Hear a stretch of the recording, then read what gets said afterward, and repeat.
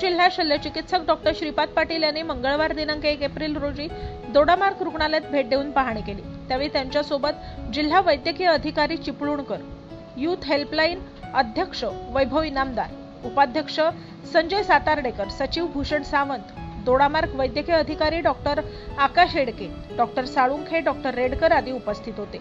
दोडामार्ग रुग्णालयातील असलेल्या सद्यस्थितीतील समस्या, रुग्णालयातील कर्मचाऱ्यांच्या समस्या, रुग्णालयाची असलेली परिस्थिती, आरोग्य व्यवस्थेत असलेली सध्याची स्थिती याबाबत त्यांनी मंगळवारी पाहणी करून आढावा घेतला।